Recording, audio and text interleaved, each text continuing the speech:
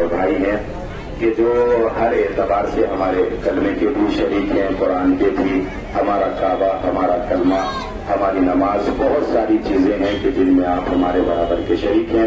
دو چار باتیں آپ حضرات کی خدمت بابرکت ہیں۔ اگر قرآن مجید سے اور روایات ائمہ طاہرین پیغمبر اکرم حضرت محمد مصطفیٰ صلی اللہ علیہ وسلم اقوال اور فرمودات کی روشنی میں آپ ہم سے پوچھیں کہ تاریخ کے تناظر میں اور قرآن مجید کی حیثیت کے اعتبار سے، قرآن کی آیات کے اعتبار سے کیا اس جلوس ازا کا کوئی ثبوت ملتا ہے قرآن مجید کی آیت میں یا پھر نبی کی زندگی اور حیات طیبہ میں؟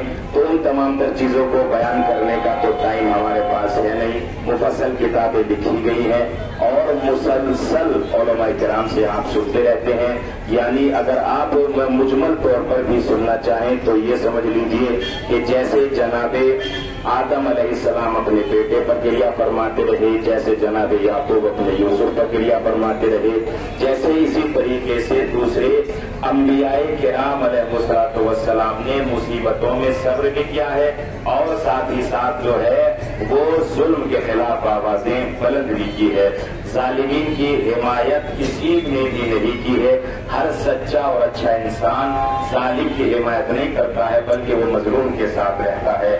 ہمارے نکالے جانے والے یہ جلوس، ہماری نکالے جانے والے یہ عزا کے دستے کہ جو ہم مومنین کے جگہ جگہ پر جا کر متوجہ کرتے ہیں اور جگہ جگہ پر یہ بتلانے کی کوشش کرتے ہیں کہ دیکھو ہم مظلومیت کے ساتھ ہیں اور ظالم کے ساتھ ذرہ برابر بھی ایک لمحے کے لیے بھی نہیں ہے۔ قربانیوں کو چونکہ سلام کیا جاتا ہے، قربانیوں کی یاد کو ہمیشہ باقی رکھنے کی کوشش کی جاتی ہے۔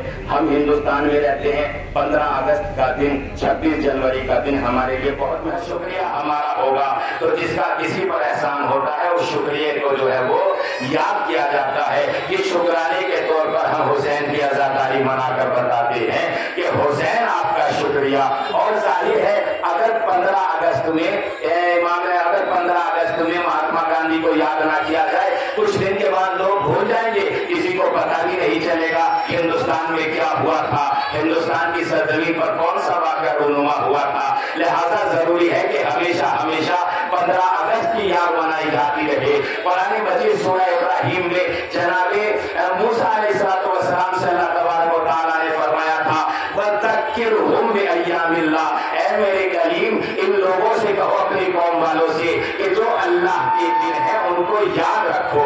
اللہ کے کون سے دن ہے؟ جس دن جناب موسیٰ نے بنی اسرائیل کو نجات دلوائی وہ اللہ کا دن تھا، وہ ایام اللہ تھا۔ جس دن جناب ابراہیم علیہ السلام نار نمرودی سے باہر آئے وہ ایام اللہ تھا۔ جس دن کسی بھی چیز کو نجات ملتی ہے وہ ایام اللہ ہوتا ہے۔ تو جس دن اسلام کو نجات ملی ہو سبحان اللہ تو ایام اللہ نہیں ہوگا۔ لہذا اس کی یاد عالم اسلام کو منانی چاہیے۔ اور کیا ہم جلوس مناتے ہیں، ہم جلوس نکالتے ہیں اور جلوس کی شکل میں ماتم کرتے ہیں، ہم مناتے ہیں۔ امام حسین کا نام آتا ہے تو ہماری آنکھیں اشکبار ہو جاتی ہے۔ کیوں؟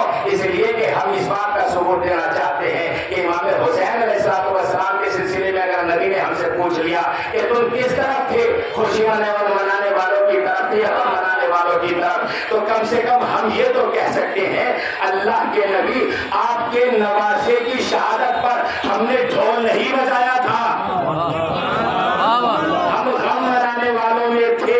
اور غم منا کر ہم بتاتے ہیں کہ دیکھو ہم ان لوگوں میں سے ہیں کہ جنہوں نے نبی کے نواسے کی شہادت کو یاد رکھا ہے کہ جو ایام اللہ کی شکل میں ہے۔ اچھا جلوس اگر کچھ دن نہ نکلے تو کسی کو پتہ نہیں چل پائے گا کیا ہوا تھا، ہے نا، یہی ہوتا ہے۔ اچھا جلوس نکلتا کس کا؟ بس آخری بات ہے، جلوس جو ہے آپ نے دیکھا ہوگا کہ جب سیاسی پارٹیز اپنا اپنا پرچم لے کر نکلتی ہے باہر اپنا پرچار کرنے کے لیے، سب اپنا پرچار کرتے ہیں، کوئی سی بھی جو ہے وہ پارٹی ہو، ہر پارٹی کو اپنا حق ہوتا ہے پرچم لے کر نکلنے کا، لیکن کب تک؟ جب تک نتیجہ آؤٹ نہیں ہوتا ہے۔ جیسے ہی نتیجہ آؤٹ ہوا تو ساری پارٹیز گھر میں بیٹھ جاتی ہے، بس ایک پارٹی نکلتی ہے، وہی جو جیت جاتی ہے۔ ہم نے اس سے پہلے والی تقریر میں کہا تھا حسین جیت گئے ہیں، یزید ہار گیا ہے۔ آپ سوچ رہے ہوں گے کیسے؟ اصل میں بات مقصد یزید اپنے مقصد میں باقی ہے تو یزید جیت گیا، اگر حسین کا مقصد باقی ہے تو حسین جیت گئے۔ لبیک یا حسین، لبیک یا حسین، نعرہ حیدری۔ مقصد کی بات ہوتی ہے، جس کا مقصد باقی رہ جائے وہ جیت جاتا ہے، جس کا مقصد ختم ہو جائے وہ فنا ہو جاتا ہے۔ اور کسی شاعر نے کیا خوب کہا تھا، عزائے شاہ پا فتوے لگانے والے سن، عزائے شاہ پا فتوے لگانے والے سن، یہ وہ چراغ ہے جو آندھیوں میں جلتا ہے۔ عزائے شاہ پا فتوے لگانے والے سن، یہ وہ چراغ ہے جو آندھیوں میں جلتا ہے، اور جو ہارتے ہیں وہ خاموش گھر میں بیٹھتے ہیں، جلوس جیتنے والوں کا ہی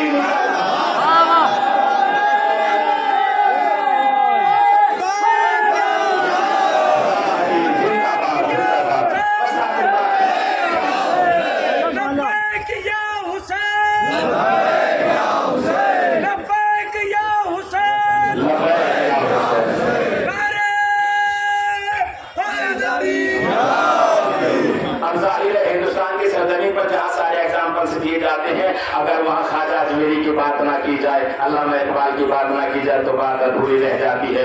علامہ اقبال نے کیا خوب کہا تھا، ان کے لذت از سجود او زمین، ان کے بخشت بے یقینا را یقین۔ حسین وہ ہے کہ جس کے سجدے نے بے یقینوں کو یقین عطا کیا ہے۔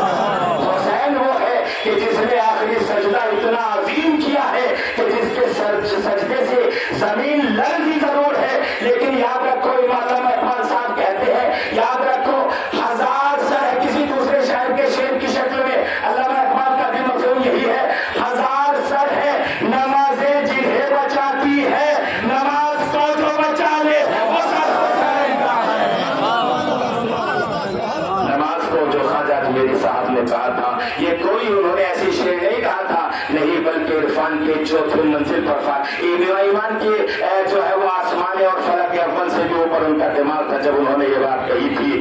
شاہ میں جھوم جاتا ہوں جب یہ شعر پڑھتا ہوں، ہر مسلمان کو جھومنا چاہیے، اس لیے کہ وہی حقیقت جو نبی کے اس نعرے میں تھی، جو اہل سنت کی کتابوں میں بھی حدیث موجود ہے اور شیعوں میں تو ہے ہی ہے۔ اہل سنت کی کتابوں میں موجود کون سی حدیث؟ نبی مکرم اسلام حضرت محمد مصطفیٰ صلی اللہ علیہ وسلم فرماتے ہیں، حسین منی و انا من حسین، میرا لاڈلا حسین مجھ سے ہے اور میں حسین سے ہوں۔ اسی چیز کو اپنے اشعار میں اس طریقے سے کہتے ہیں خواجہ اجمیری صاحب، شاہ است حسین، بادشاہ است حسین، دین است حسین، دیپنا است حسین، سردار ندار دست در دست یزید، حقات کے بنا لا الہ است حسین۔ یعنی حسین شاہ بھی ہے، حسین بادشاہ بھی ہے، حسین دین بھی ہے، اور صرف دین نہیں، دین کو پناہ دینے والے بھی حسین ہیں۔ اور جب دین کو پناہ دینے والا حسین ہو تو پھر یاد رکھو، نانا نواسے سے ہو جاتا ہے، نانا نواسے سے ہو جاتا ہے۔ سن 61 ہجری سے پہلے تک حسین اپنے نانا سے تھے، لیکن اس کے بعد نانا کا مقصد حسین سے زندہ ہے۔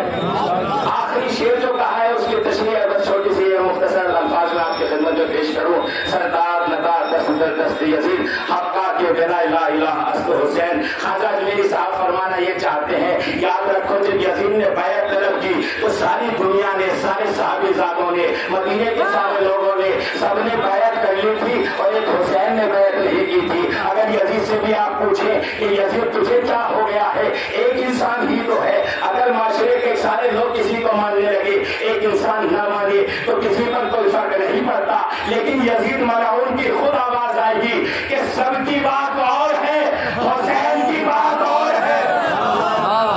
اس لیے کہ حسین نے اگر ہاں کر دی تو پھر دین میرا تابع ہو جائے گا، حسین نے اگر نہ کر دی تو پھر دین کسی کا تابع نہیں ہوگا۔ حسین نے دوسروں کی طرح اپنے دین کو کسی کا تابع دار نہیں بنایا، بلکہ دین کو آزاد کر کے پوری کائنات میں بالخصوص مسلمان